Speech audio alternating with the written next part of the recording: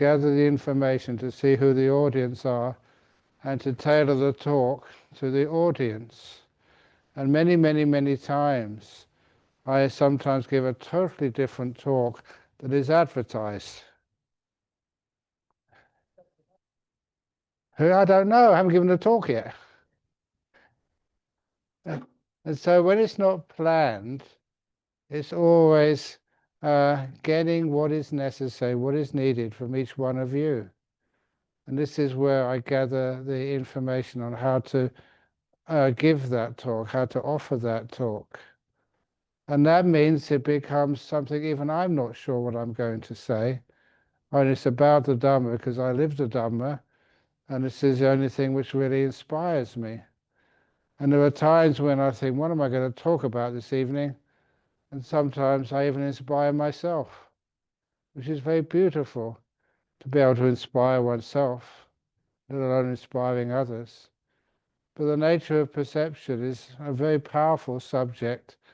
It goes to what the Buddhism was always teaching, that it's not some fundamental beliefs which are outside of you, but the understanding of what's happening inside of you, and perception, how you interpret things, how you see things, how you understand things. That is very, very powerful. And many things which you'll experience in life will be negative. Are they really negative? Can we perceive things in a totally different way? And this is one of those things I've been telling a few friends just before I came in for this talk. We just finished a rains retreat over in Perth. I recognize that voice. One of the things I have noticed this particular last year, there's a couple of monks who should have died. I was told they were going to die. One had a very bad accident, the other one just got very, very sick, and a third one, he's not so much an anagaric, it's not so much a monastic, but he lives like a monastic. He's been an anagarika for a long time. And we thought he was going to die too. None of them did. They're still very much alive. And I wondered why. How come those perceptions, even when they get checked out by doctors, why is it even then they can still survive? And that's why I love, as a Buddhist monk, being able to try and look after you, to treat you, to inspire you, to encourage you, no matter what happens to you in life. It's amazing just how people can recover, and how people not just recover, they become better human beings than they were before. So many times I've seen this with my own eyes. I come really close to death, even close to suicide, even just close to misery. And a lot of times, it's a hard thing for me to say this, but it's true. Sometimes they're not perceiving things in an accurate way. They're bending their perceptions, unconsciously, without much awareness of how they're bending their perceptions. Have you ever noticed when you have arguments, everyone thinks they're right? Have you ever noticed if you try and argue with a doctor, it's not really worthwhile trying to argue with a doctor. I really respect doctors. There's many doctors who are Sri Lankans. Thank you very much for being who you are. But sometimes it's things which even doctors don't know. And so, some of the perceptions, the nature of perception, and how they can be used to basically heal yourself. And that's what I really love. And I can only say about personal experiences of this, because the personal experiences are something which obviously I know the most about, and I know that I'm not exaggerating them.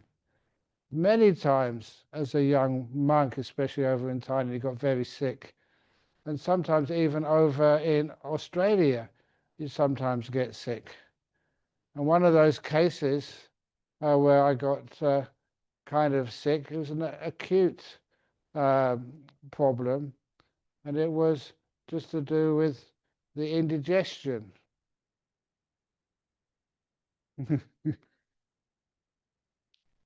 There's one of the problems of being a bhikkhu. I'm sure you will understand this. That sometimes you eat food, you don't know really what you're eating, and sometimes the food isn't, you're allergic to it.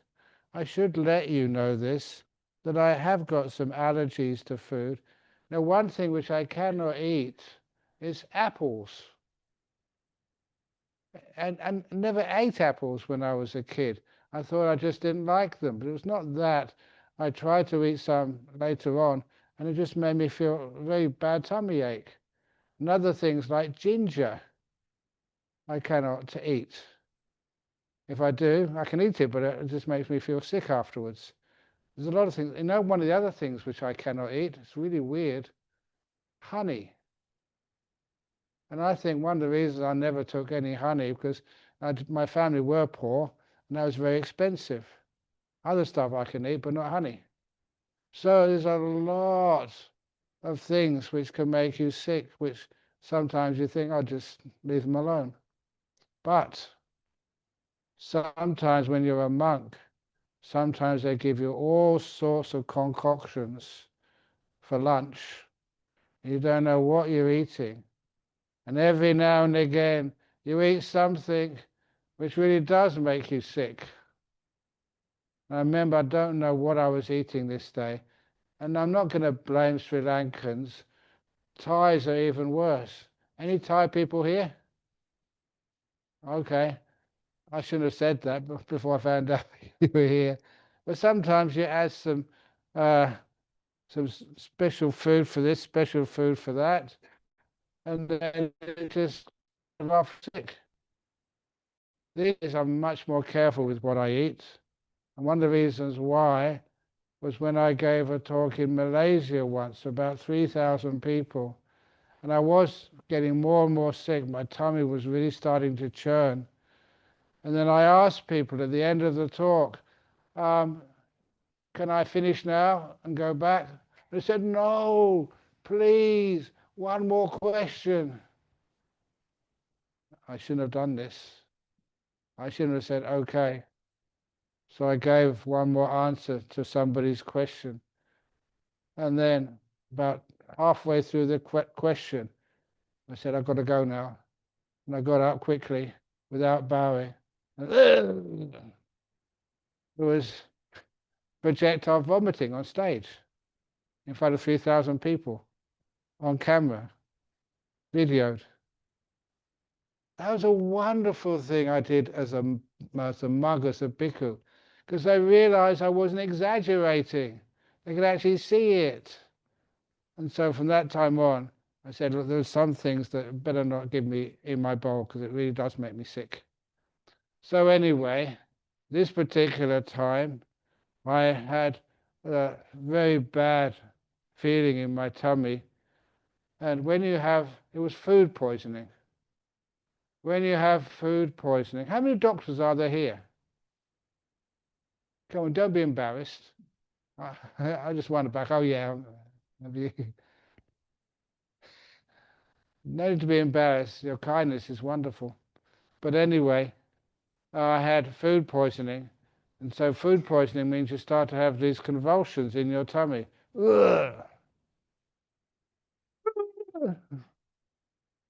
The stomach cramped, and you didn't have any choice. It was nature. Just go, ugh, because it was very painful. And I was having these episodes of food poisoning in my cave. In Australia, I live in a cave. It's one of the most allowable and preferable places you could ever stay as a monk or as a nun. If you have a cave, wow, it's so quiet and peaceful, and you can have a bit of peace all for yourself. No one can come in. The trouble is, no one can come in when you're very sick. That's a bit troubling. They can't even hear what I'm doing inside. They didn't know that I was groaning so loud. Ugh! So I had a choice what to do. And for me, my choice was, don't call the doctor. surely all the meditation experience I've had, we can actually use the meditation to be able to overcome, or at least not so much overcome, but to tolerate and be with and go past or go through the food poisoning. I know I say this story a lot, but that's a wonderful story, totally true. And so I started being mindful of the stomach cramps. You just wait for a while and then it just come out of nowhere. And it's also, I love telling a story like this, simply because I've seen so many times when people come to a Dhamma talk and it's in the evening of a weekday, many of you have been working so far, you're tired. And so often people get bored and get sloth and torpor and all sorts of things. But every time I go, people wake up and they pay attention. And of course I paid attention too. That was the trick. The mindfulness together with the kindness. What I sort of coined the term kindfulness. Because when you're kindful, whatever you're aware of and you're kind to it, it's much easier to stay with it. And as I was staying with these contractions and spasms in my body, in my tummy, I didn't mind if anybody heard me groan because I was in my cave. But what I did notice, the perception was just focusing just on the pain. And it's a weird thing. If you focus with kindness, with softness on something very unpleasant, the pain gets a little bit less. That was my perception. Noticing how the pain was decreasing and decreasing, only so slightly. But it was, that gave me the encouragement to continue on with this type of perception. And it only took half an hour. Every spasm, every cry of pain, it got less, never more. It took just half an hour. And then by the end of that half an hour, all the pain, the spasms have gone. Totally. I've had a lot of fun, and I say fun, because what this does is teaching you how not to be afraid of pain and discomfort. To take that particular perception, which we often have whenever we're sick, or whenever we have physical pain. We take away the perception of fear, danger, and it's wonderful just what happens. We can relax.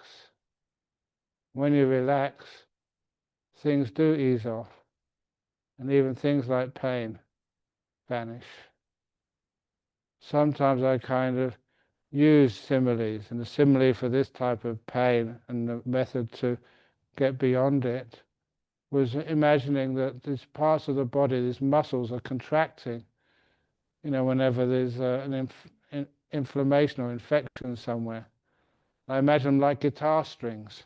Now with guitar strings, if you pull them and stretch them, if you stretch the guitar string and something falls on it, bang, it makes a very loud, high-pitched sound. If you can loosen the tension on the guitar strings and something falls on it, boom, you can hardly hear it, it's low pitch. And if you totally relax the tension on the guitar strings, it doesn't make any sound at all when something hits it. That's how my simile, how pain happens. If you're already very tense, afraid, frightened, and something hits it, it really makes a loud noise. Loosen the tension, anything can hit it, and there's no noise at all. And that was actually reminded me of how even my teacher in Thailand, the great meditator Ajahn Brahm, would change his perceptions to realize that sometimes there's so many other ways to get beyond things like pain. Remember one of his things he taught me, he once told me how he was, all the forest monks in those days all had houses over in Thailand, northeast Thailand, all had malarial fever. There's too many malaria mosquitoes around, and they all carried the fever, and there's no much medication. So he got malaria like most other monks. And when he had malaria, one day he told me he had, whenever he was really sick, low energy, the malaria fever would come up, and he into a very, very heavy fever.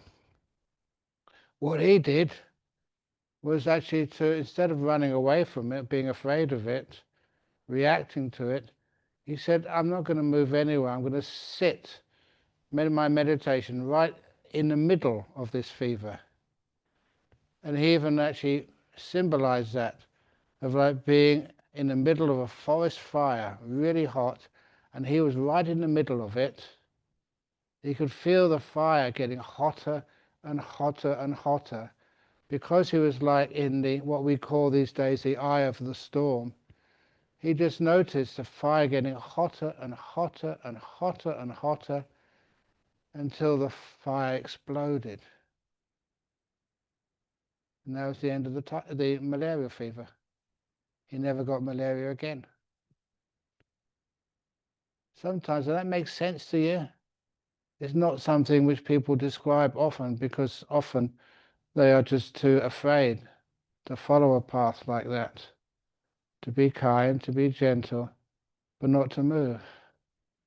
It's almost like calling the bluff of pain.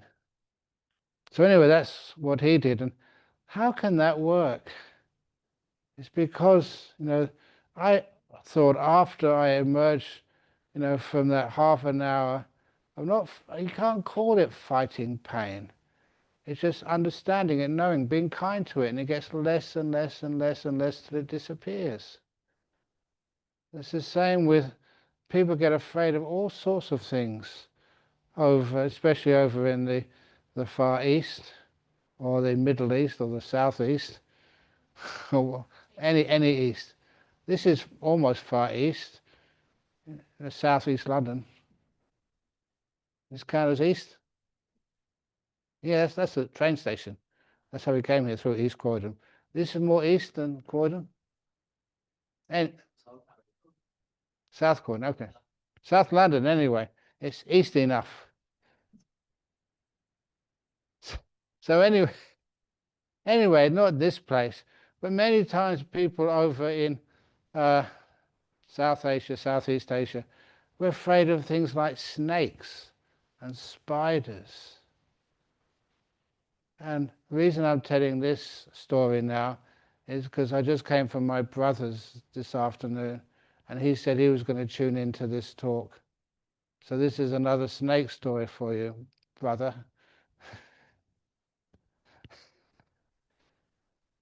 These snakes, they can be very lethal. And there was this Singaporean monk over in Southeast Asia, very highly educated.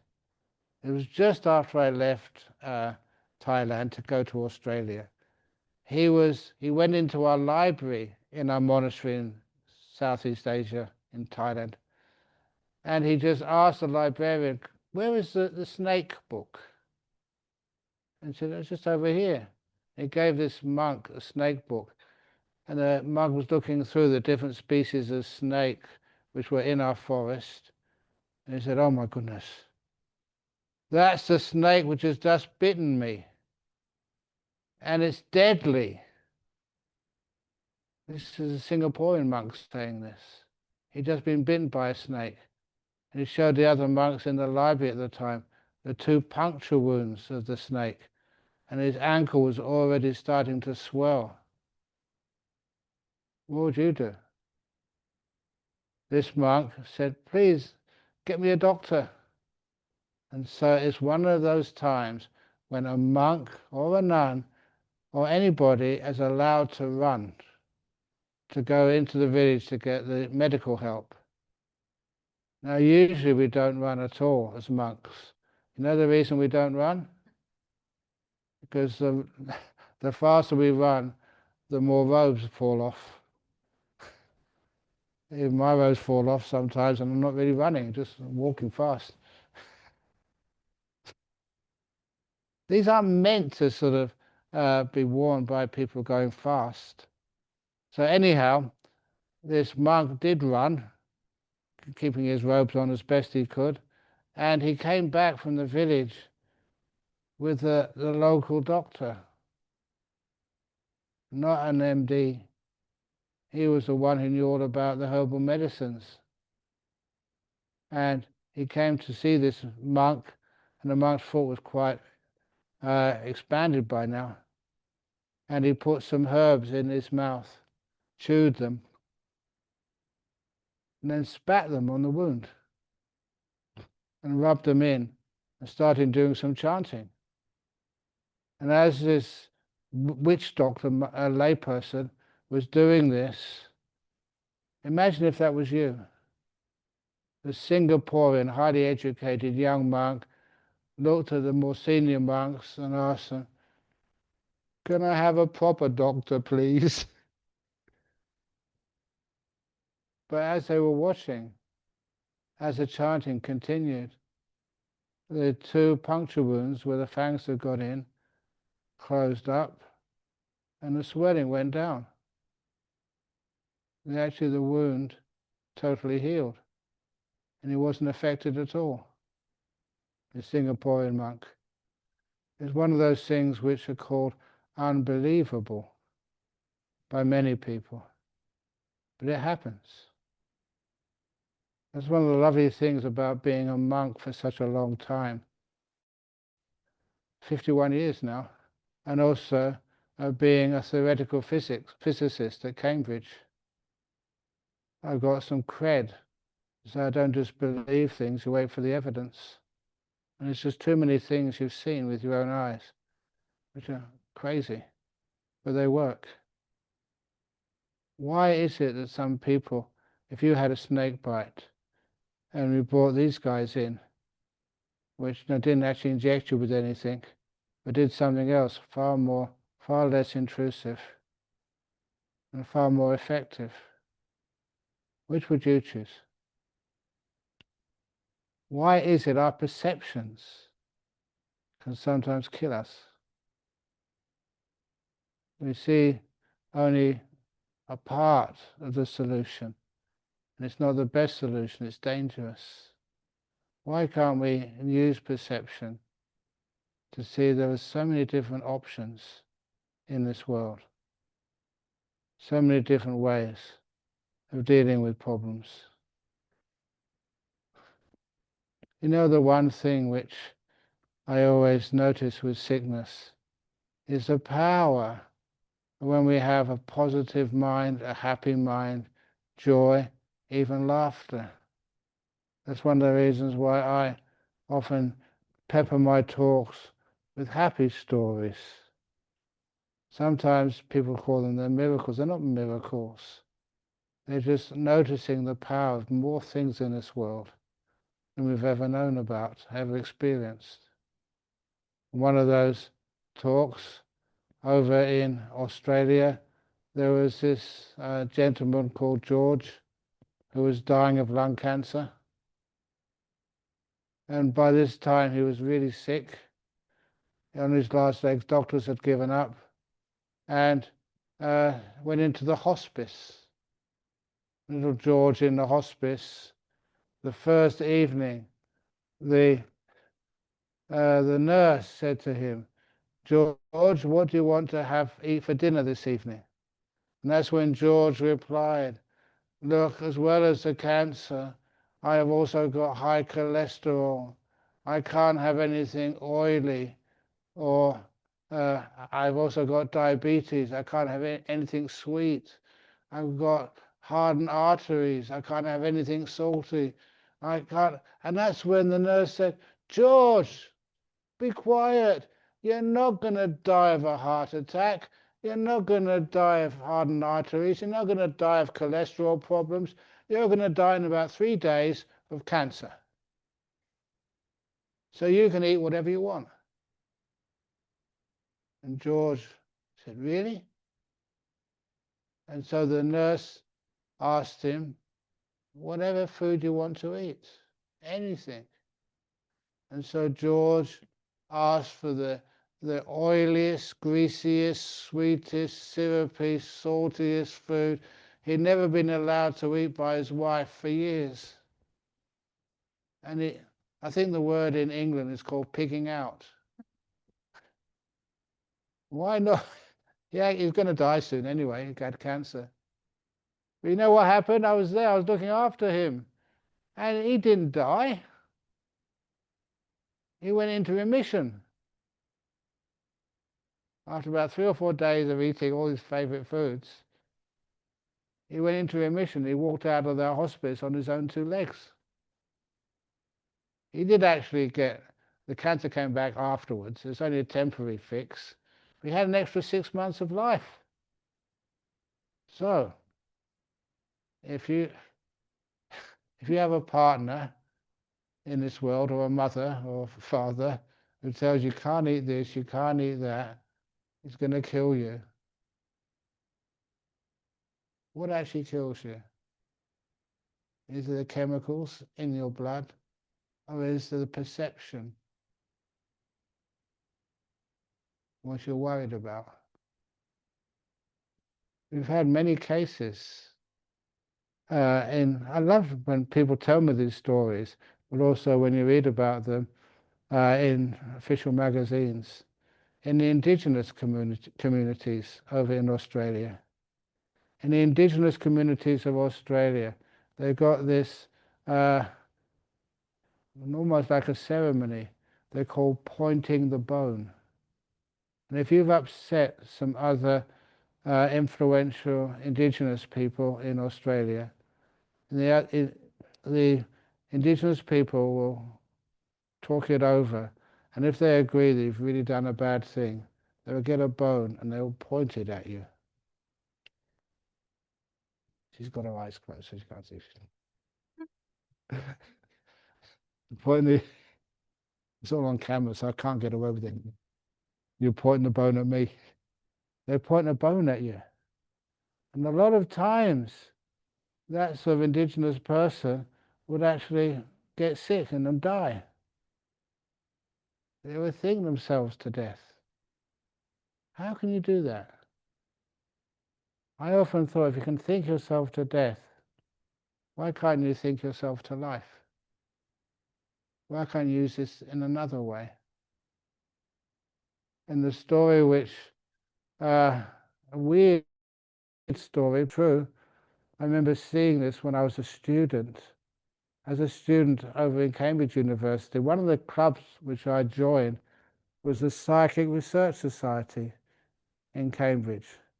We used to investigate ghosts mainly, but anything which was weird. And one of those weird things at the time was hypnosis.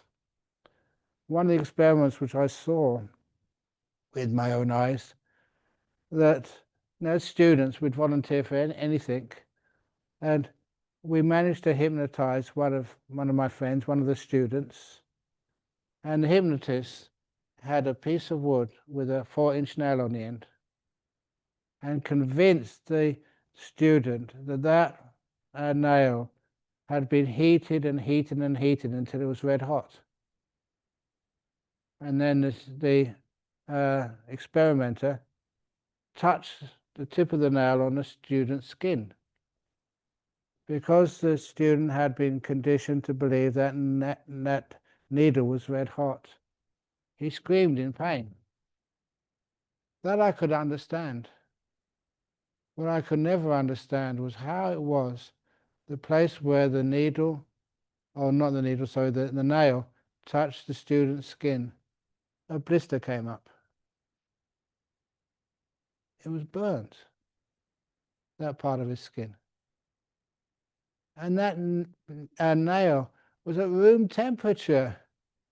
It wouldn't even make a baby scream. But nevertheless, because that student under hypnosis perceived that nail to be red hot, a boil came up, a burn mark came up on the skin. That was something which I saw. And it took me years to kind of understand, how can that work? Now, how many of you in this temple have even heard, since the time we're in the Dharma school for kids here, the mind is the forerunner of all things. Just like the ox is in front, pulls the cart coming behind it, so the mind controls the body. I read that, thought it was interesting years and years ago, but I never saw how powerful that teaching is. Your perceptions have a lot to do with the health of your body and the health of your mind. You know that I'm not exaggerating here. Please, these personal stories, I'm saying them because they really shocked me, and it's personal knowledge, so I can trust that what I'm saying actually happened. And that was for 1 year over in Thailand. And most of the other monks were always complaining about sore tummies and not getting enough sleep, getting bitten by so many mosquitoes. And then they were all getting sick. And when there was so many, often the case that I remember just even Ajahn Sumedho, who was the head of that monastery then, and then he would say, oh, I had a very bad night, I was on the toilet most of the night with strong diarrhea. And then the next one would say, yeah, me too. And the next one would say, yeah, me too, had diarrhea last night, didn't sleep much at all. The next one, yeah, me too. When it came to me, I was a young monk, so bottom of the line, I said I didn't. I was being honest. I kind of wondered why. And yeah, I did have a strong body at the time, young. Then I decided to make a vow just to see if it would work. I said, for the next 12 months, I will not get sick. It's kind of arrogant and stupid, but I did it. I decided not to get sick, and it worked. Just like pointing a bone can make you sick. I decided to make the resolution not to get sick. I don't know if you've heard that before, but it's true. If you believe that perception, the perception of sickness just doesn't come up. It's weird. But it was very helpful for me to, in those early years, to get your meditation very strong. And just your own decision not to get sick or to get more healthy. And some of the times you've seen I've trusted that experience, personal experience, so much that sometimes I give advice to others. And it's only in times when it's not going to be exceedingly harmful for them, and it's obviously, if it were going to work, it's a beautiful thing to do. One of the cases I remember, there was this fellow over in Penang. Any Malaysian Penangese here this evening? You? Yeah, great. I love Penangese. They're very good fun people, and also they're good meditators sometimes. And this particular lady, no, knows this guy. He came to see me and he said he was in big trouble, that he had this disease. I forget exactly how he called it, but it was very, very, very rare. It was only that time the doctors who were the experts on this in Singapore said they'd only known 2 people who had this disease. And what was happening was scrambling their neural pathways in their brain. And the only way to treat it was actually to give them an operation, cut open their brain, and to basically rearrange some parts of their brain. And they were unable to give anesthetic when this operation was done. So this guy said it was extremely painful. But he went through this because he was getting married, and he thought to be letting down the love of his life. So he went through it, he survived, and it worked. He got better. But then when he came to see me again, he said thank you. He came to see me again when I was visiting Penang to say the doctors didn't understand why, but the disease had returned. He had the disease again. He knew what it would feel like to have the treatment. And he asked me to do some chanting for him, but I gave him some advice instead. And the most important thing, which he asked for, he said, my wife is now pregnant, and I feel this will be really letting her down if I don't survive this illness, to look after her during the pregnancy and also to help look after our first child. So he went back down to Singapore, and they did the same procedure before. They had to shave off all the hair on his head and put this big clamp over his brain. And they gave him a CT scan beforehand, a CT scan of his brain, and you could see the sort of the scrambled part of his brain again. But then they told him, said there was some mistake in the CT scan. You're going to have to do it again. I love this little anecdote because I've heard it many times from patients. You go and see the experts, and they can have a look inside your brain, with was it ET or whatever. And the first time that they looked at it, to actually say it was a problem, it was very clear. But when he went to the hospital for the operation, they gave him another ET scan to see if it had progressed. And when they did, they asked him, I'm sorry, there's something wrong with the machine. We're going to have to do it again. And the second time they did it, there was nothing wrong with the machine at all. For some reason they couldn't understand. The brain had unscrambled itself again. He was free of any problems, diseases, or injuries. So when he went home, that's when he came to see me and said, thank you, thank you, thank you, for avoiding this operation when it should be impossible. I don't know if ever you heard stories like this, people who should be dead, people who should, really, really be struggling with their health. And because they change their perceptions, the body has a chance to heal itself. This is not magic. This is not sort of psychic powers or whatever. This is just the nature of the body. Your mind has a huge influence over you. Our problem is we don't allow those perceptions of healing to really be known. This is the nature of perception. We can use it to almost kill ourselves, or we can use it to heal ourselves. It's a very personal journey. But try and understand, how do you feel? Are you afraid and scared because you've got too much influence from other people? Or can you turn it around totally and get the impossible things happening? One of the other things which I remember as a young monk in Thailand, one disease which I did get, which was actually none of the nurses or the doctors knew what I had at the time. Because it was a heavy fever, and I had the symptoms of typhus, but they tested it out, it wasn't typhus fever. When they actually learned what it was, they discovered it was scrub typhus. And all the locals had developed an immunity to this disease. It was only the Westerners, who managed to be susceptible to getting the scrub typhus. We didn't have a natural immunity. And so when I got that fever, took me into hospital, and just, you're sweating, not having these fevers, and no one knew exactly what it was.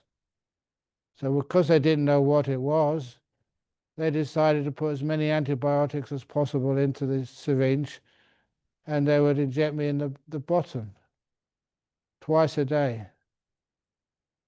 And I'm a Buddhist monk, okay? And even in northeast Thailand, they're very strict. They're not supposed to be allowed to have a lady touch you. These days, we're much more smart than in those days. So anyway, nevertheless, they still had a nurse would come with those old syringes. Remember those old syringes They had to even sharpen them sometimes. They were reusable. And so this nurse would come every morning and every afternoon. She never actually injected me. She stabbed me because those needles were so blunt. I always thought that in Thailand they used them in Bangkok first, and then after the big Bangkok hospitals, then they go, into the up country. And the last place they would use was in the east side, the northeast of Thailand. We were the rough ones. And the toughest of those rough ones was supposed to be the forest monks. So I'm sure we got those syringes, those needles, after they'd been so well used in other hospitals, because this was a very poor place. In the morning, one in the left cheek, one in the right cheek. And oh my goodness, after about a week, my poor bottom really ached. And even though I tried to give loving kindness towards all beings, I found myself chanting, may all beings be happy and well, but not that nurse. She didn't deserve it. I was only about 2 or 3 years as a monk, and young, still learning, but nevertheless, I had such a sore bottom. And then it was only after about 5 or 6 weeks, 4 or 5 weeks, that was when even Ajahn Chah came to see me. A personal visit from a great monk. And I thought, wow. You know what he said to me? He said, Ajahn Brahm, I wasn't Ajahn yet, Brahm, you'll either get better or you'll get worse, or you'll die. And then he left. I couldn't argue with that. He had a lot of wisdom, but a terrible bedside manner. I just wanted some kindness. He just gave me Dhamma, real truth. At the time, I rejected that because my perception was that that was not right. So anyhow, later on you realize how correct that was. But how I overcome that fever, nothing else was working. Have you ever suffered depression? I must admit that's probably the closest I came to depression. Nothing was working. I was really sick and sore. The fever was continuing. Now I overcame it. That's not overcame it. It's the wrong word, overcame it. I never fought it. I escaped from it for a short while by going into a deep meditation. And I never thought this was possible, to have a deep meditation when you have a fever, when you're not in a good posture. I always remember looking at my posture after I emerged from the meditation and seeing my posture, my legs were all over the place. Have you ever gone to a hospital to visit someone with a fever who was really sick? Their arms and legs were all over the place. That was my meditation posture. One arm this way, one arm that way, leg over here, leg over there.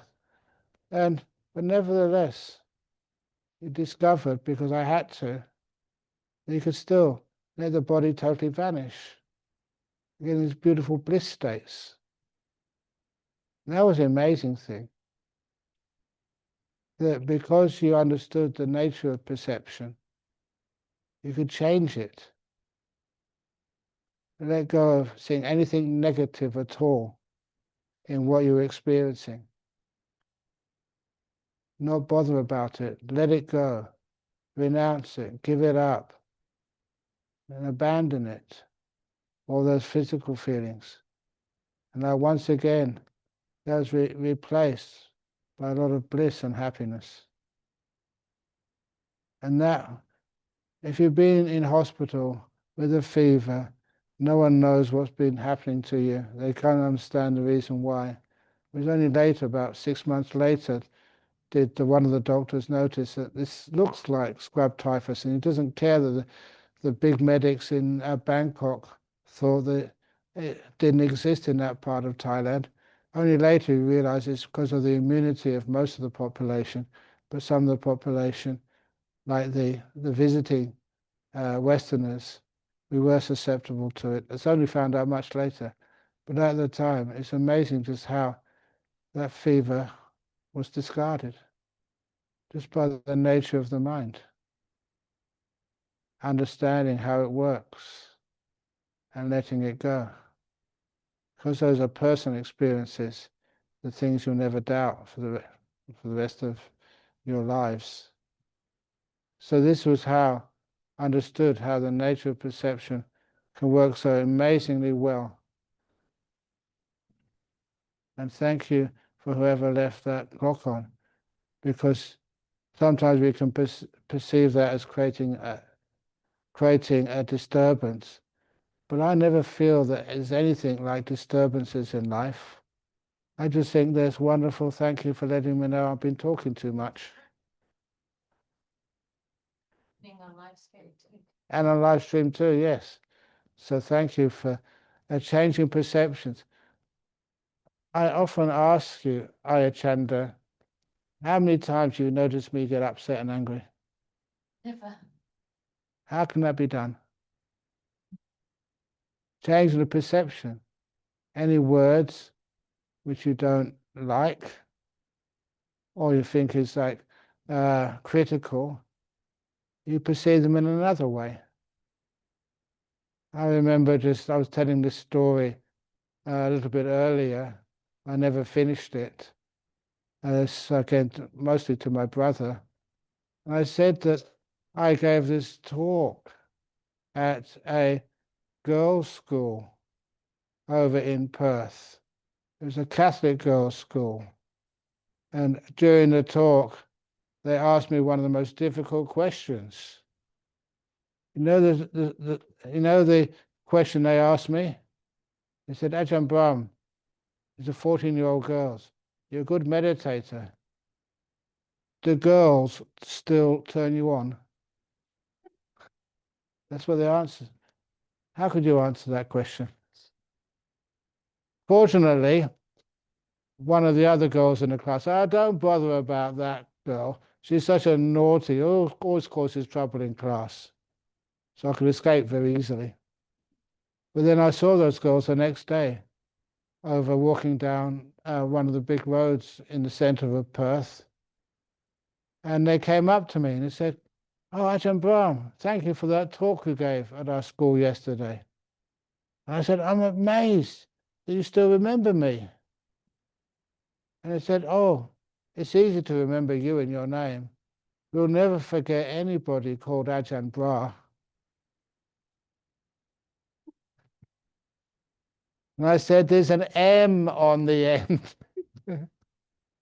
Did I get upset? No. Honestly, I thought, thank you.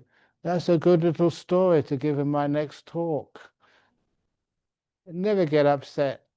These are all great little lessons you can make use of, to inspire other people. What's the worst thing anybody's ever called you? I have great fun with the nicknames people give me. The nickname you give me in Sri Lanka is a very polite one, the smiling white monk. The nickname they give me in Indonesia, they call me Ajahn Donut. You know why they call me Donut? One is because I'm round. You can't argue with that, that's true. The second one, because I'm sweet. You know the third one? Why they call me Donut? Because I'm holy. With a big hole in the middle.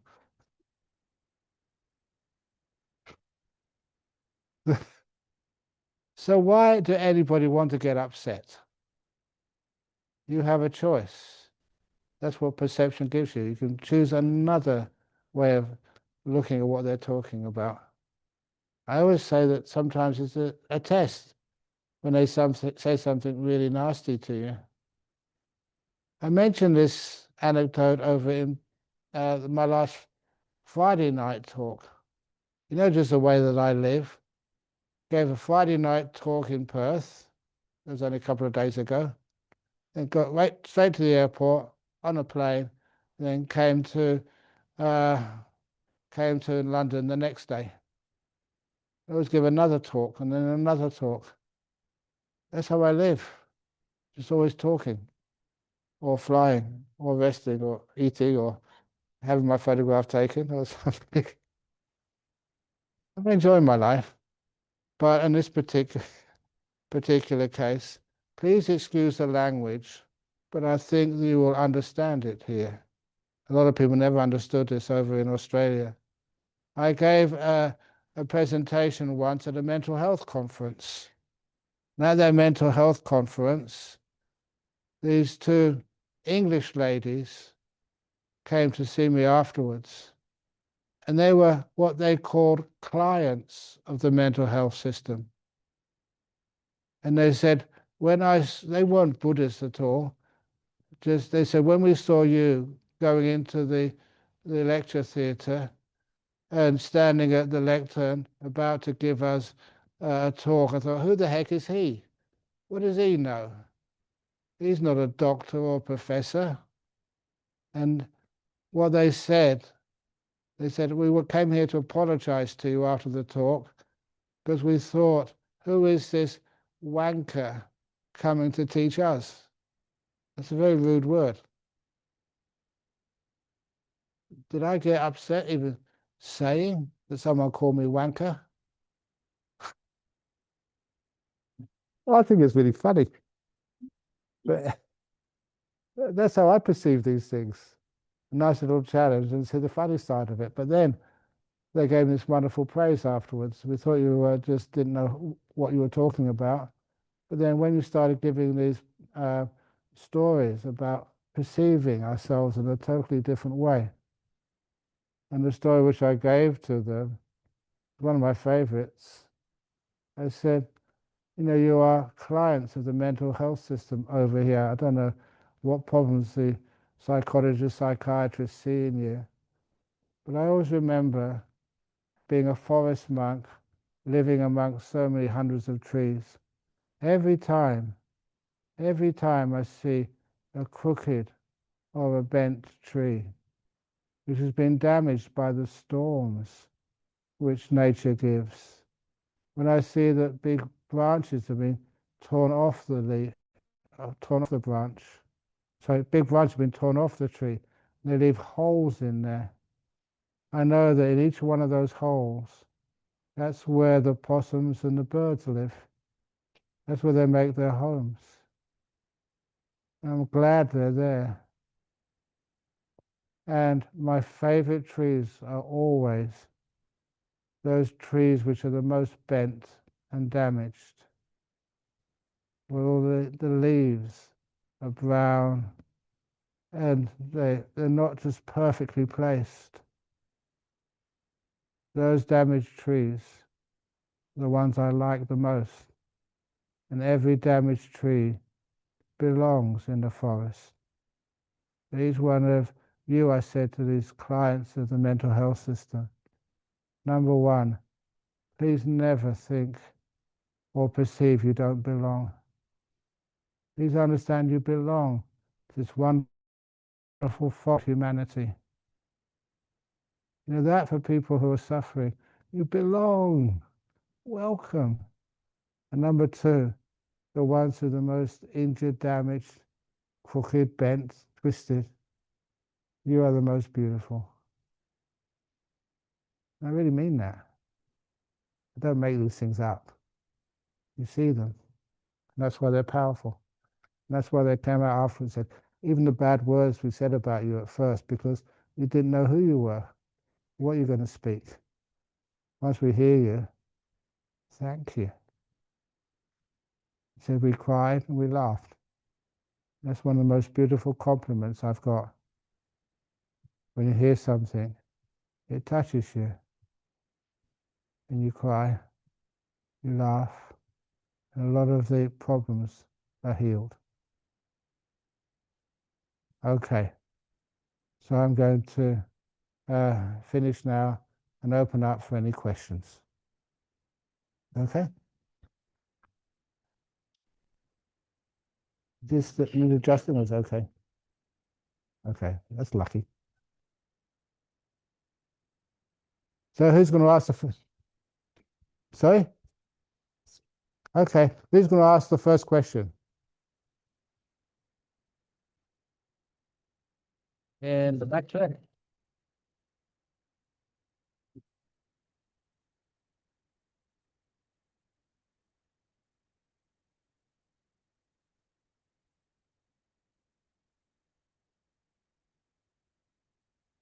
There's a quick question.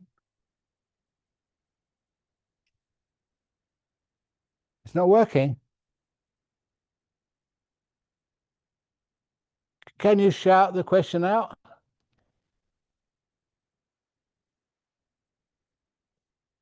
Yeah. I will repeat it.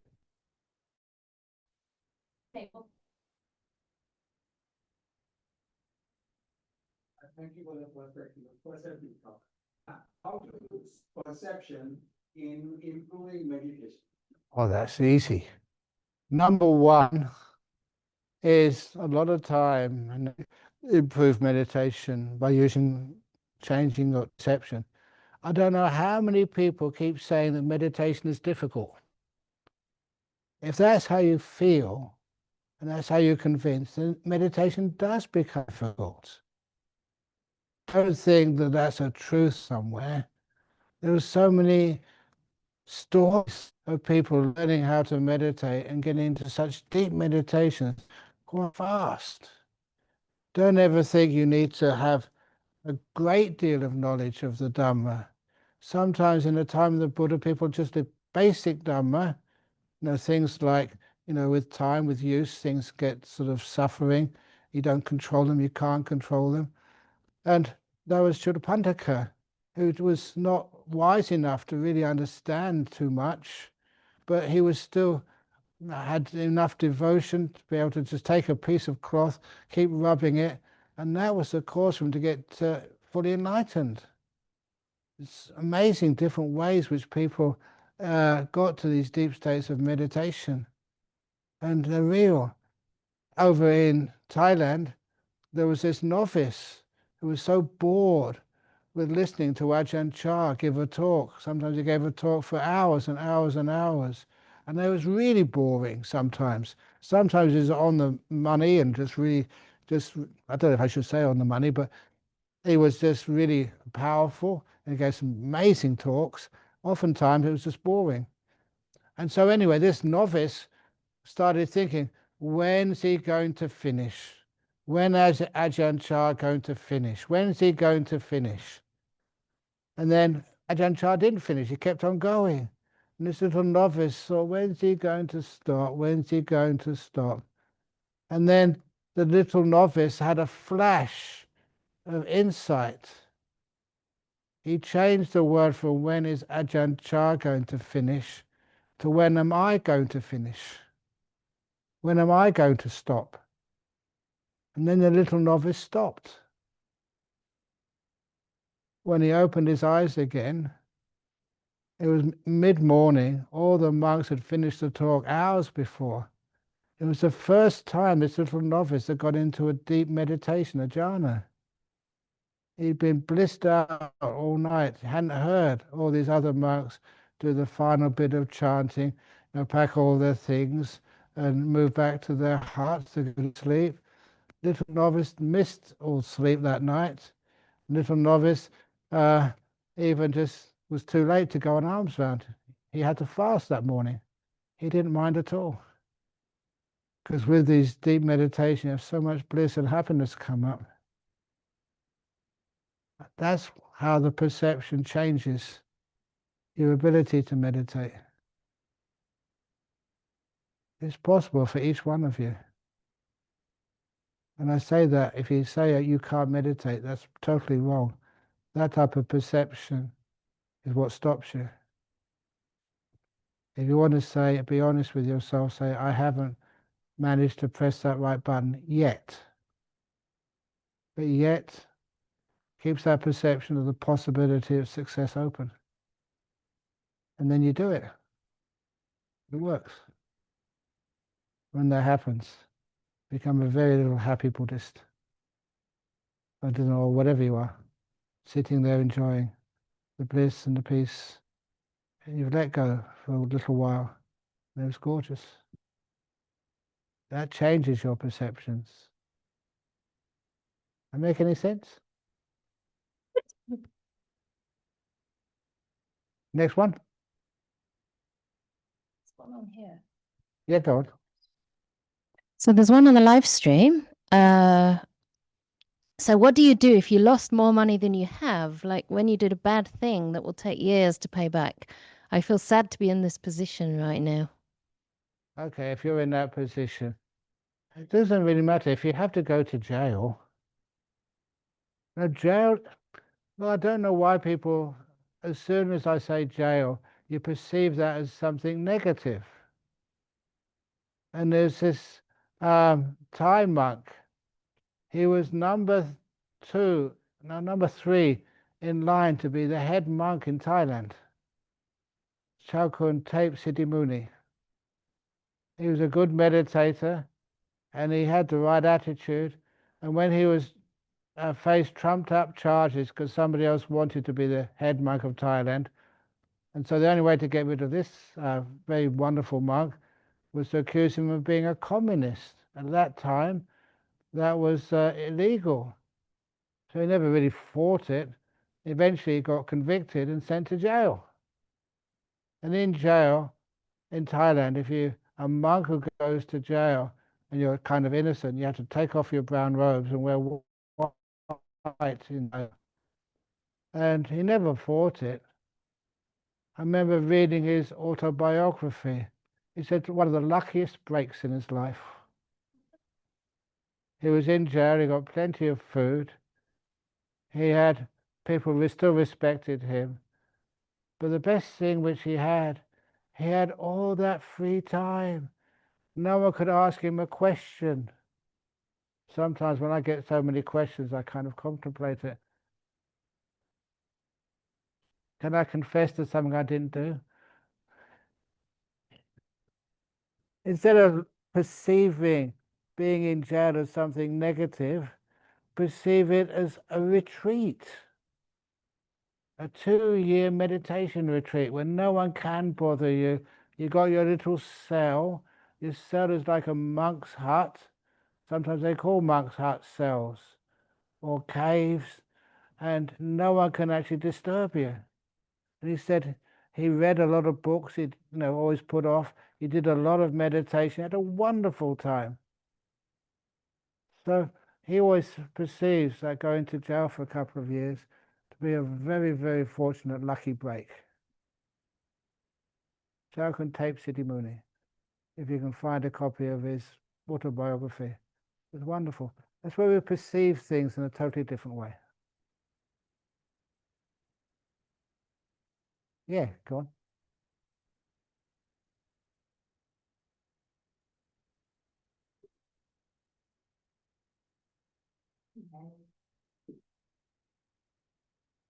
Yeah. Really interested to your talks when you were in Sri Lanka with some monks.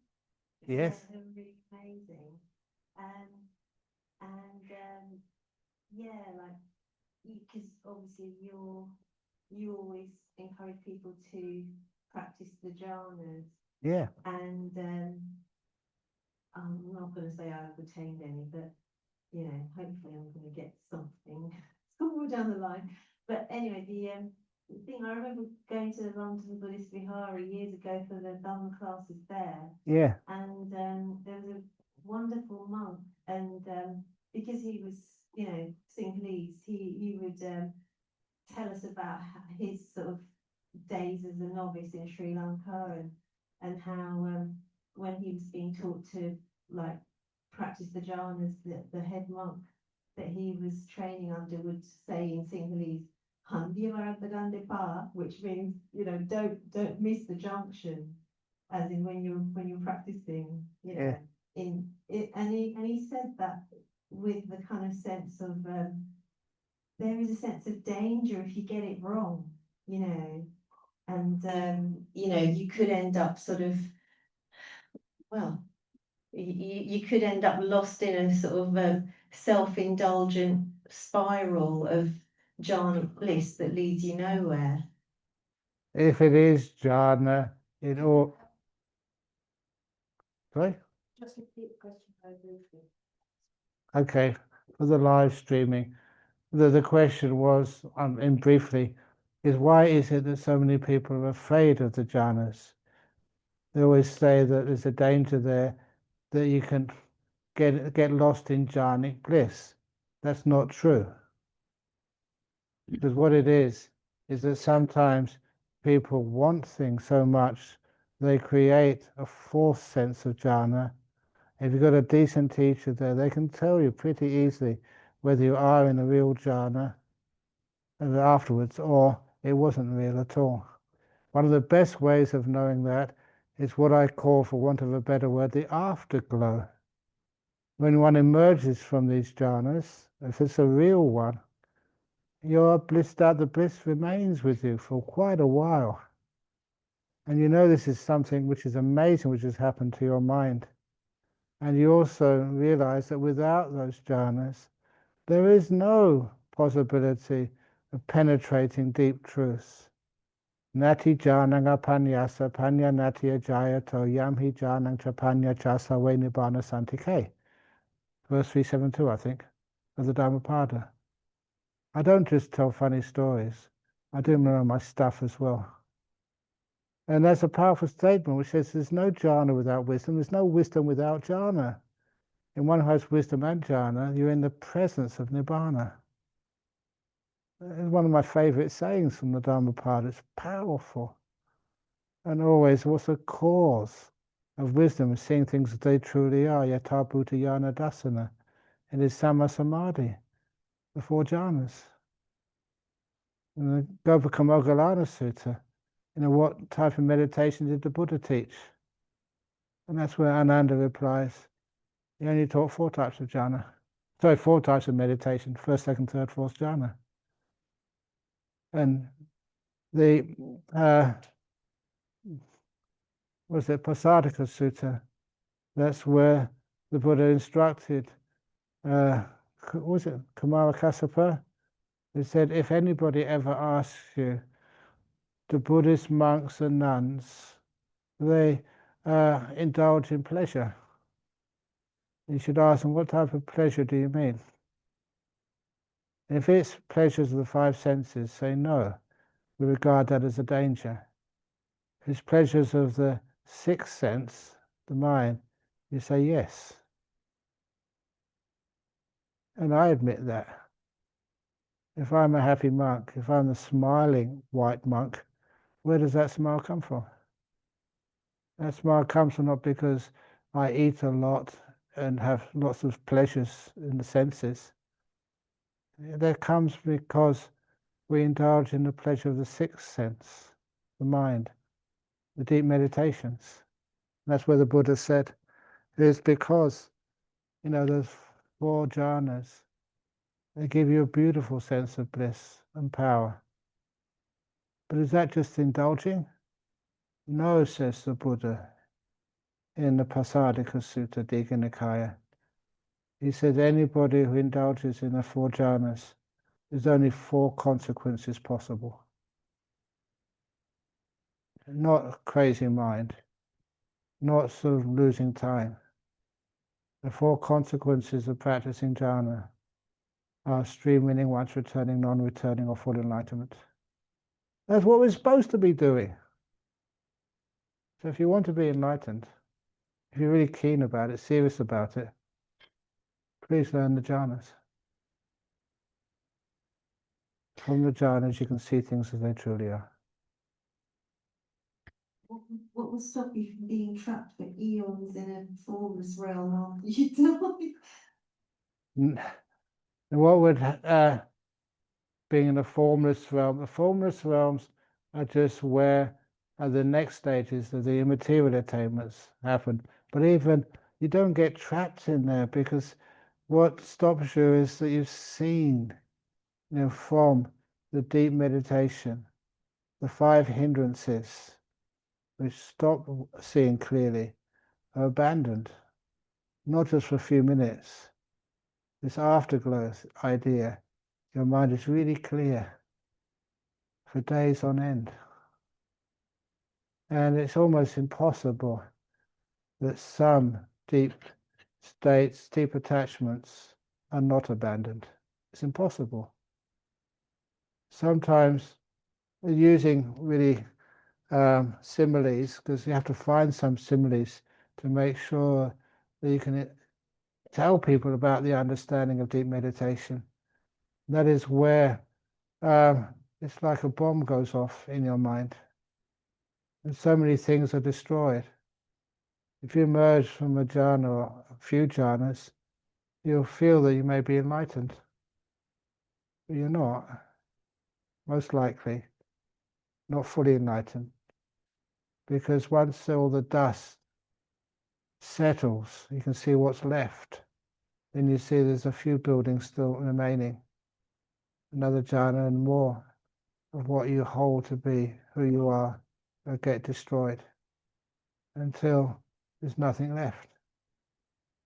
And then nothing left is where you understand that enlightenment has happened. You don't just indulge in bliss states.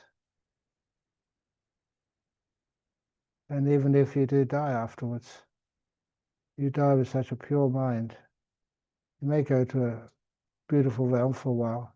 When you go back, you don't start at the beginning again. It's not like snakes and ladders where you go straight back to square one. You have that tendency, to be able to become enlightened. That's one of the reasons why, if you don't mind me saying, that after, what did the Bodhisattva Siddhartha Gautama do? After he left home, he traveled for years trying to find solutions to these big problems of life. It was only much later he remembered the time as a 7-year-old kid. He was meditating under a rose apple tree while his father was doing a ceremony. And he was very bored.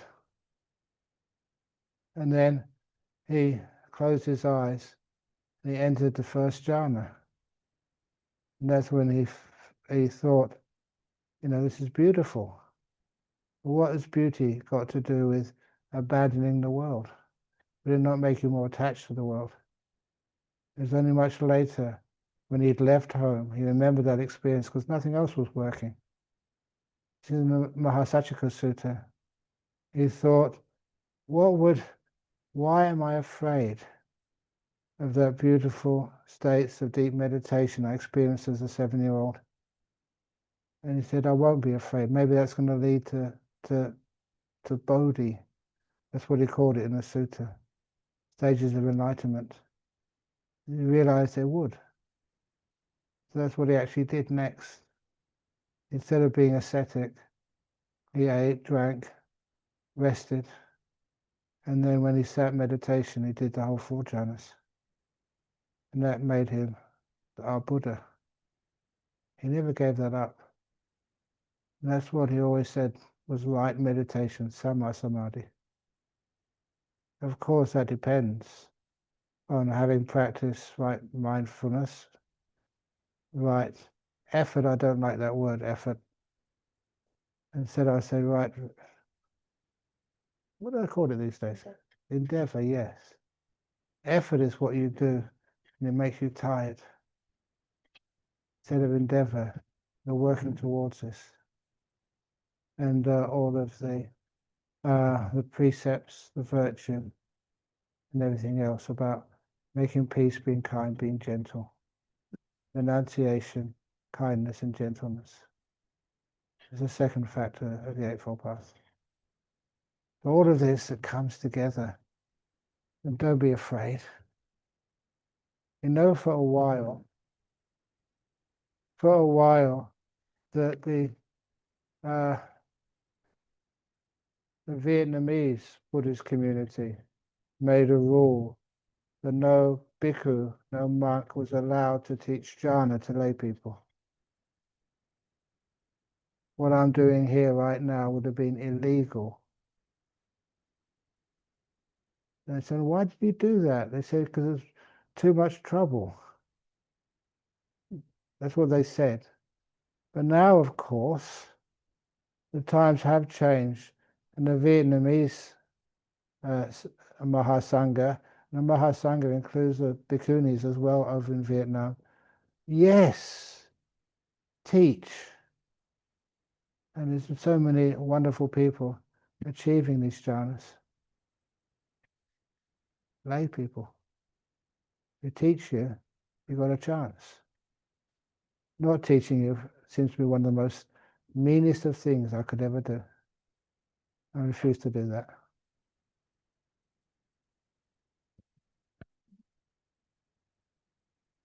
Ajahn, there's another question on the live stream. Could I ask? I may go one over there. But Okay. Yeah, Venerable. I want to make a statement first before I ask the Yes. question. We are honored that whenever you visit the United Kingdom, in your itinerary you include us. This little Vihara of ours. And it is an honor, really an honor, because you are a global phenomenon, in our opinion. And it is very much appreciated that you always, when you come here, come to England, make it a point to visit us as well. And my question is now, I am now 90 years old. So I'm speaking with new experience. I have come to a conclusion with the definition of the human being. If there is anything in the world which is pointless, purposeless, totally waste of time, is human existence. Do you agree with that? no. But I can see your point. And sometimes, why? What do we get out of living for 90 years? We get, if it really is nothing, well done. Because nothing, Where I'm going, I don't know what I'm expected to do in this life. that's where you start to question, what is this I which causes all the problem? And when that is seen for what it is, there's nothing there. Then all those questions they just disappear. You don't make a self or an I out of anything. That's then the anatta idea. Sometimes people find that so difficult to fathom. How can there be no one inside of here? You can see things happening. For my own sort of search for understanding of that, I never ever started to contemplate, like, who am I? Because that assumes you are something. You haven't found out who you are yet. Instead, I started to contemplate, what do I take myself to be? And that was far more useful as a question. And I found there was two things which I always came back to. I am the one who does. I am the will. There's something behind this will which is I can identify with. And the other one was I am the one that knows, that perceives. And after doing lots of meditation, you can see both of those are untrue. You are not a person who does things, who decides and chooses. That's what it seems like, it feels like. But after a while, you go deeper in. Your perception starts to clear and get more profound. What is will? Will is not what you do. You've been conditioned to decide to do things. And it's not your free will. It causes and effects. That's basically dependent origination. It's, why you do these things. And number two, we think that we are this receiver, this which receives the data of the world. That I am the one who knows. You're not. After a while, when you develop a few deep meditations, you find that the sense of knowing disappears. You're still aware, but the idea of knowing vanishes as well. Sometimes that's hard to get your head around sometimes, but that's so true. And those two things, if you aren't the person who does things, if you're not this being who knows things, who are you?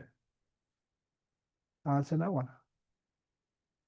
That's why in the suttas, the Buddha would always say that a person who is fully enlightened, how will they tell anybody? Anyone who says, I am enlightened, that's a dead giveaway, you're not. But how do people say, tell me? And then they said, people come up to me and say, I don't think I'm better than anybody else, not worse, not the same. And the Buddha would turn around to another and say, that's another enlightened one. Never better, never the same, never worse. I kind of like that because that takes all the ego and the pride away, thinking that because you've meditated a long time, you're better than anybody else, or you're worse than anybody else, or the same as anybody else. You stop judging. I mean, really stop judging. Yes, I have been meditating for a long time now. It is emptiness that I see. Absolutely, there is nothing. Yeah. There's nothing, and it's not just what you see, that goes so deep inside of you that it just goes to every part of your existence. You're just not there anymore. Freedom at last. If that's really true, it's amazing. Ask people to give you their worst criticism. And if they do, and you don't react, great. Yeah. The more I meditate, the more the emptiness Yeah, arises. yeah. Nothing there. It is totally meaningless and purposeless as a result of that.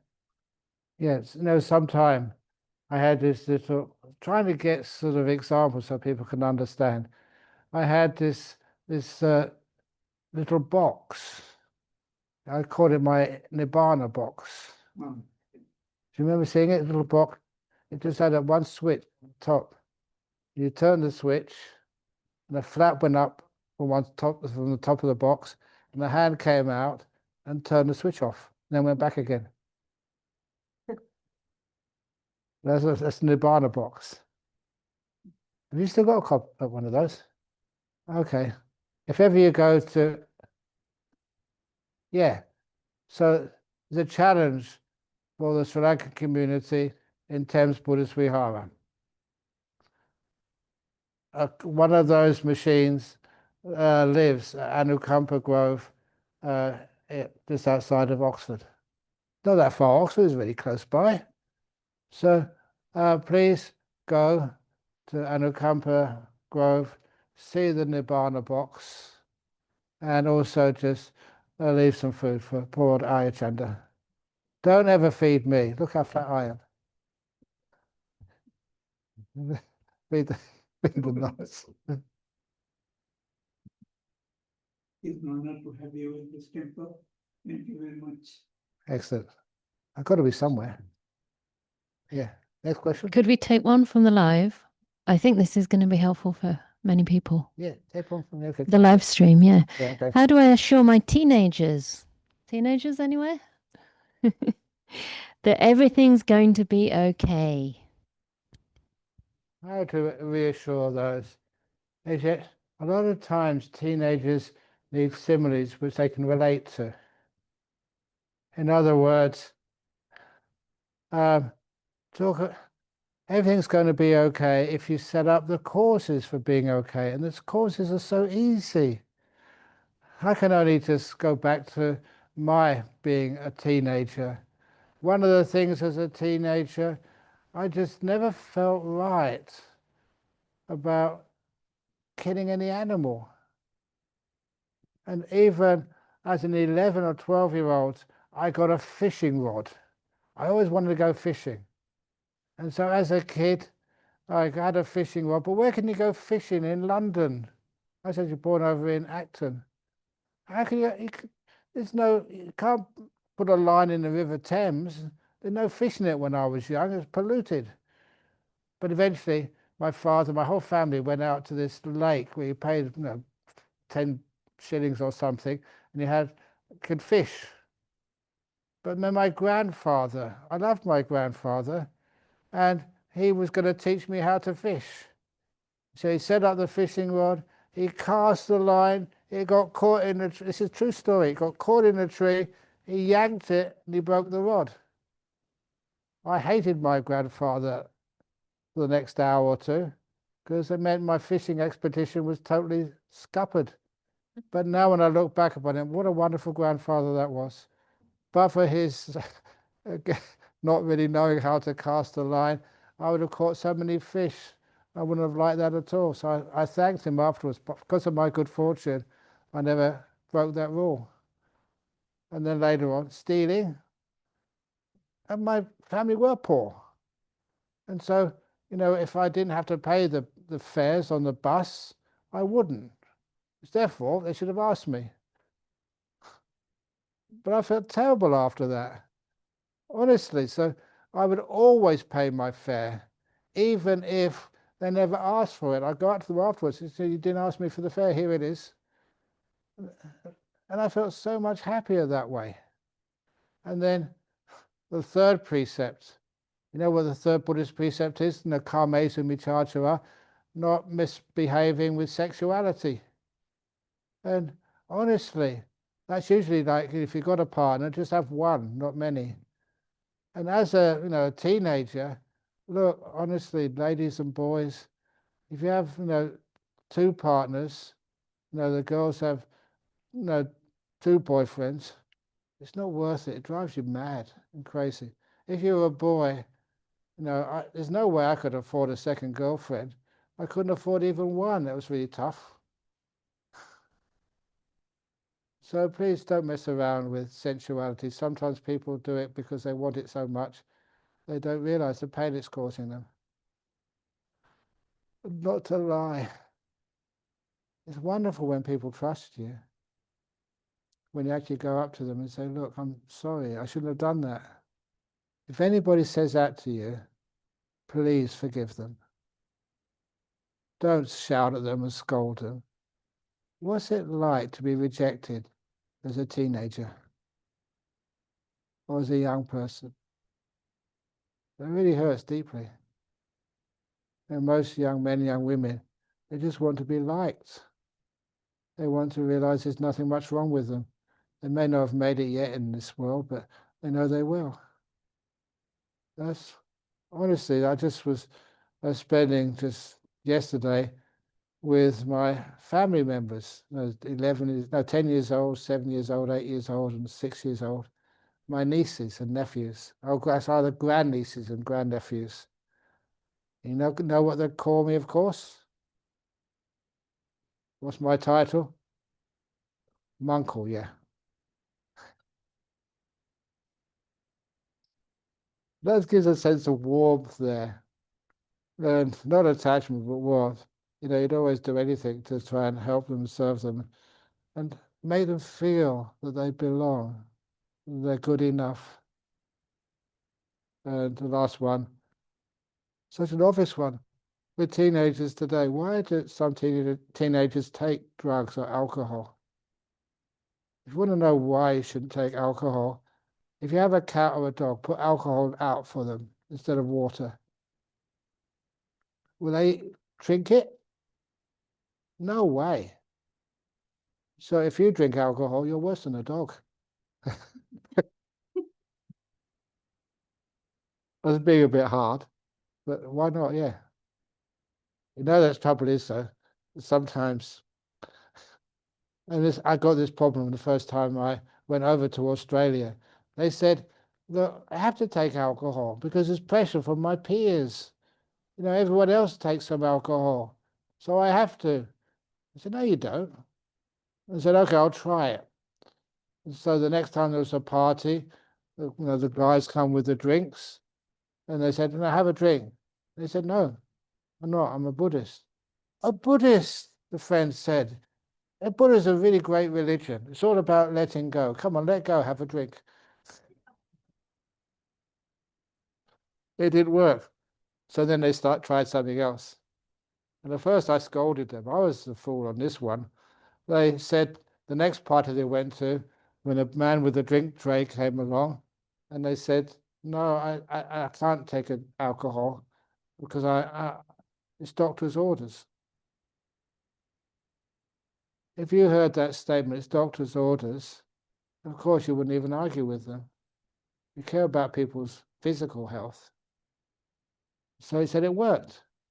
And I looked at him and said, "What are you talking about? You can't keep one precept by breaking another. Yeah, you're keeping that fifth precept, not taking alcohol, but you're lying.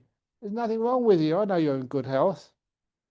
And that's when he scolded me. He said, "Ajahn Brahm, you know the sutras. How many times has a Buddha compared himself to being a doctor? It is the doctor's orders, the Dr. Buddha orders." I give in.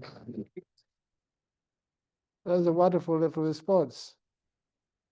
Why? You know that I was a happy student as well as a happy monk. And I never took any alcohol, never took drugs, not actually, when I became a real Buddhist. And you know what I thought? This is to the teenagers.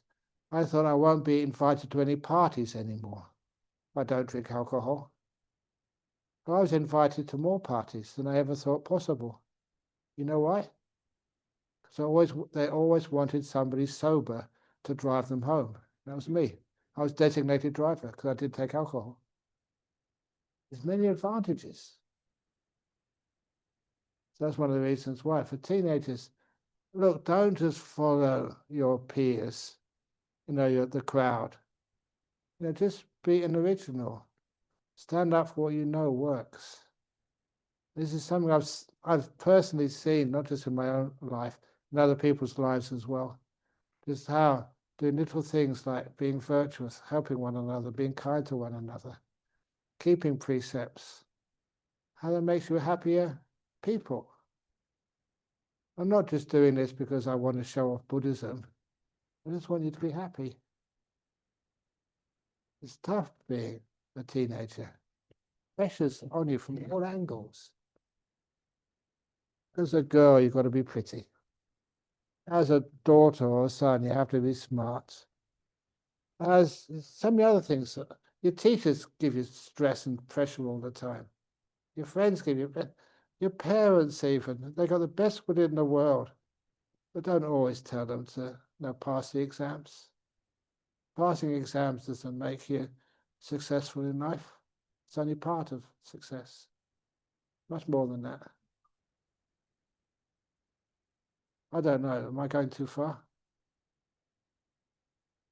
Anyway, that's my advice. Teenagers, have a wonderful life. Enjoy yourself and be confident. Okay, next question. Okay. Yeah. Okay. Lady in front's asked one already, so if anybody doesn't have another question. Another one, please. You've had one as well. Okay, yeah. Yeah, Venerable, will you Well- ever get angry? No!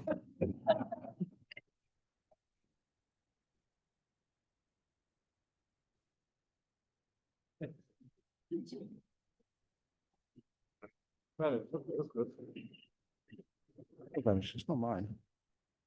Okay, next question. Yeah. When I was 17 Yeah. in Malaysia, Oh, good.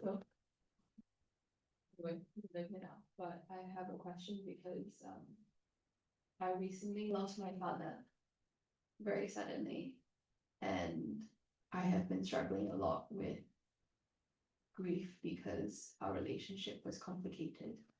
So the the topic of perception has come at a very timely time, effectively. And I'm just trying to reframe our relationship from when he was alive and trying to reconcile it with letting go of him in death as well. So I just wondered how best to do that with the circumstances that I'm currently in right now. Excellent. First of all, I often tell the story of my own father's death. I was only 16 at the time. When he died, I never felt sad. I've never cried after my father passed away. And that was when I was only 16. It's over, how many years now? 50, 55 years. More than that, 60. Anyway, a long time. 59 years. 59 years, yeah. Instead of perceiving the loss, that was so outweighed by the gain. Why is it when somebody passes away, we always tend to be negative? What have we lost? What have you gained by being the daughter of that man for such a long time? I don't mean like money. I'm talking about all the good advice he would have given you and all the love which he would have shared with you. It was my own father who coined the term, son, the door of my heart will always be open to you no matter what you do in your life. And that meant so much to me. It was the first expression of unconditional love, the unconditional part of it. Not may all beings be happy, not may all beings be well. It's more than that. No matter what you've done, no matter who you are, no matter what other people in the world think of you, you're my son, and this door of my heart will always be open for you. Even right now, that has a power because it's unconditional. The same as your dad. Your dad went through a lot of difficulty himself. He tried his best. He would always love you. So please see the beautiful things which he's shared with you in this life.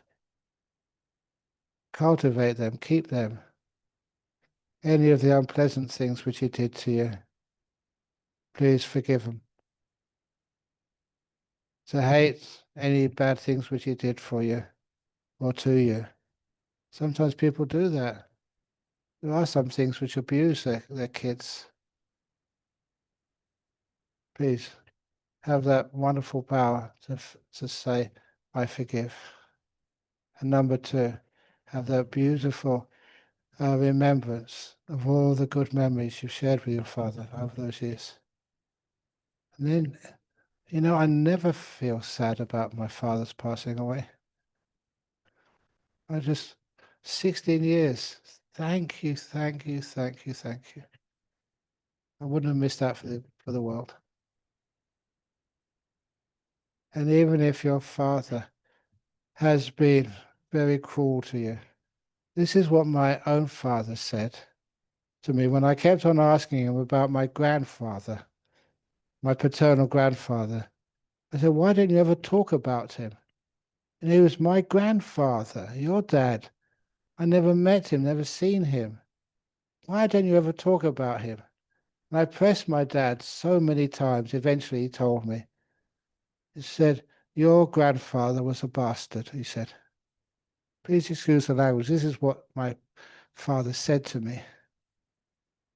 He said he was very poor, unemployed in Liverpool. He's a plumber, going through the Depression years. And when he would have any money, he would go to the pub and get drunk. And when he came home, he would take off his belt and he'd whip any kid he saw. He was drunk. And my dad said he was often on the end of that belt. And the way it hurt, he'd done nothing wrong. What hurt even more was when he had to witness his mother, my grandfather's wife, being beaten for no reason whatsoever. Domestic violence. to everybody, because my grandfather was desperate and had no job, no hope. That's why why that happened. But then afterwards, he said, the door of my heart is open no matter what. That forgiveness, that's how my father practiced.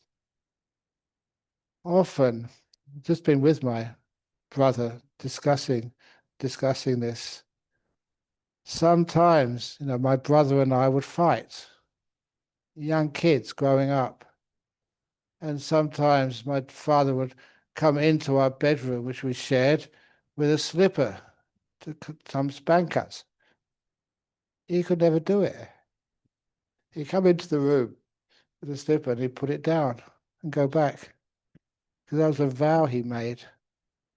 His vow was that if I survive these whippings from my own father, I will never, never, ever hurt any children which I make. And he never could.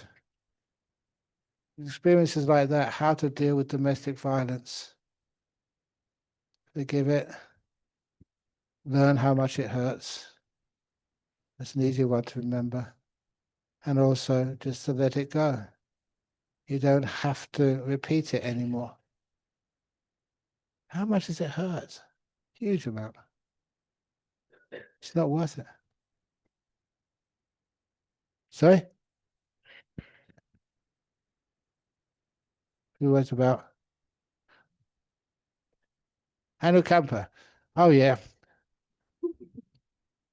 The reason I'm here, as usual, is to support bhikkhunis in England. Please don't give too much money to the Anukampa Bhikkhuni project, because if it's all paid off and the debt is gone and they're well supported, I don't need to come back again.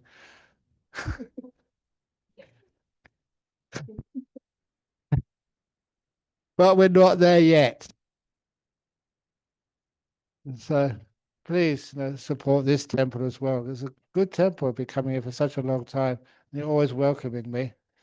But also the bhikkhunis.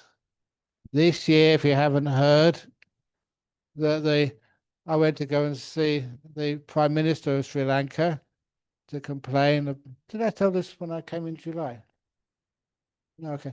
But anyway, that because we have bhikkhunis in Sri Lanka, however, they are not recognized. They are not given legitimacy. So they can't get the fact they're a bhikkhuni on their passport or on their official ID cards. So when we mentioned that, then shortly afterwards, the case was brought up in the Supreme Court in Sri Lanka. And then the top lawyers there, they debated it and they decided that it is unconstitutional to not treat bhikkhunis the same way they treat bhikkhus. And it is illegal. It's against the Human Rights Convention, which Sri Lanka signed up to actually to do that. So they voted never to do that again. I know apparently that one nun still has her documents, or they can't put down on there that she's a bhikkhuni. That is someone who's breaking the law there. That's illegal. And when we actually have equity, it's a much nicer country, a richer country, a more peaceful country. How on earth can you say that a monk is better than a nun or a nun is better than a monk? Honestly, the Buddha never said that.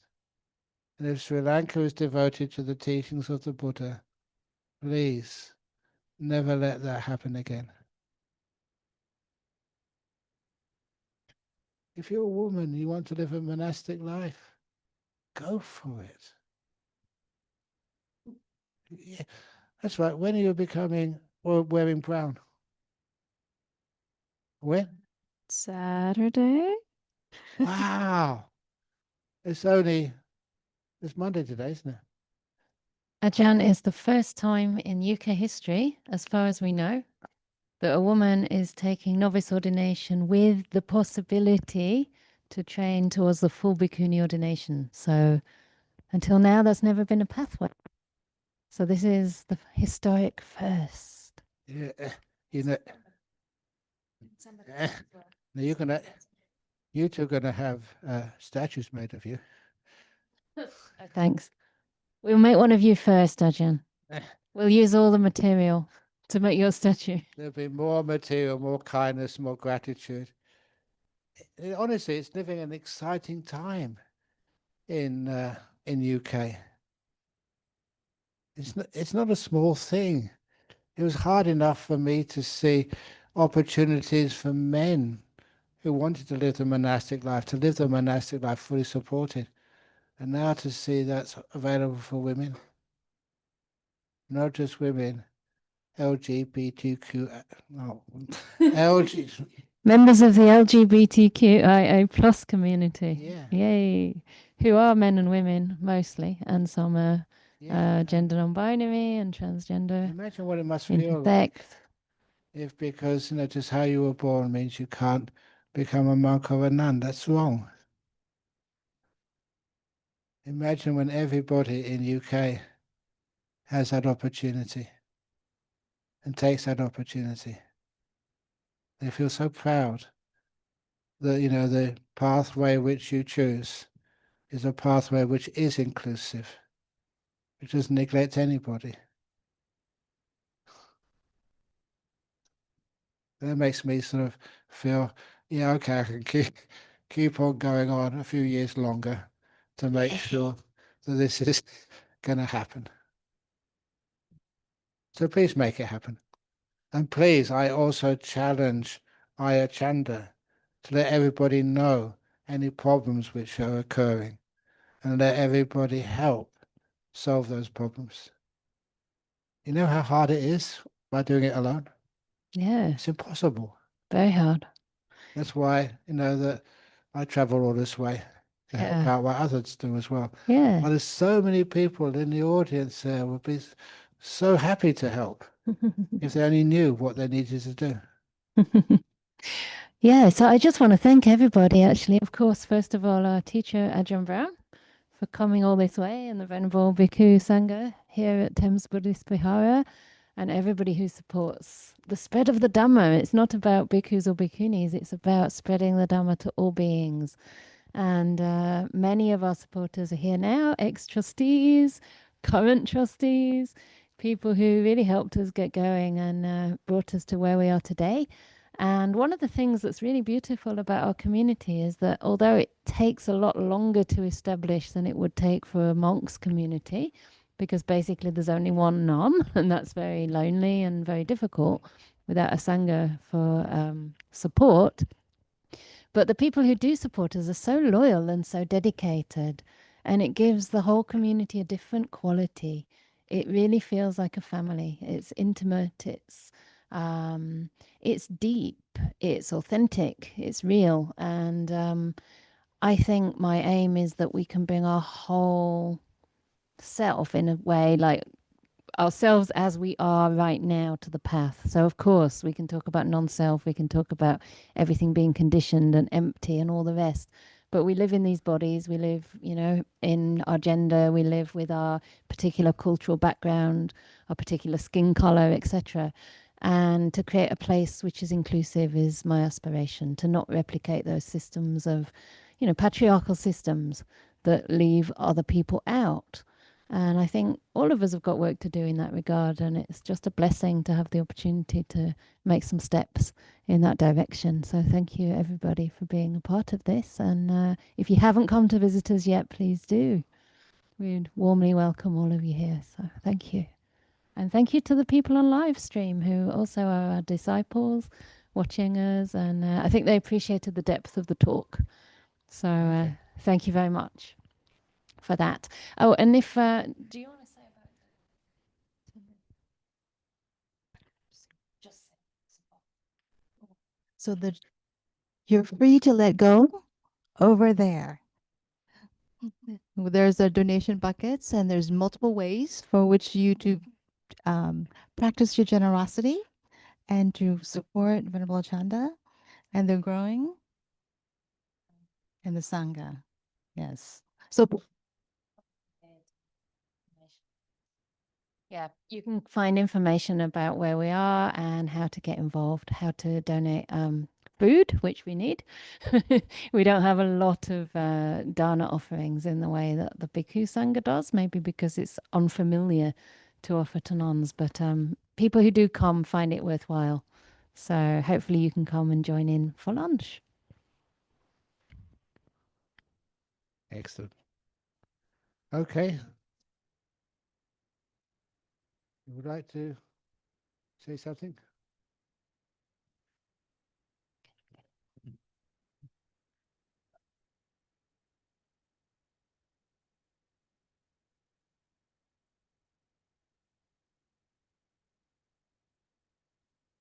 Most people,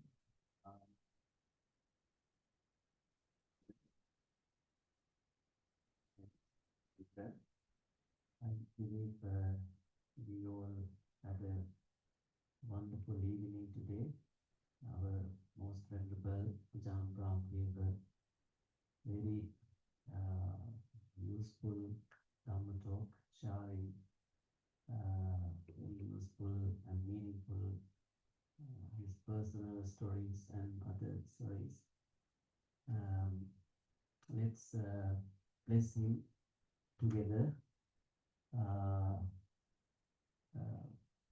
May the blessings or merits that we accrued listening to the Dhamma and the blessings of Buddha, Dhamma and Sangha be with our most venerable Ajahn Brahm, and may he have long life and peace, and may these blessings help Bhante to attain supreme bliss of Nibbana, and also may these blessings help Bhante to have strength to do this great service for many, many years.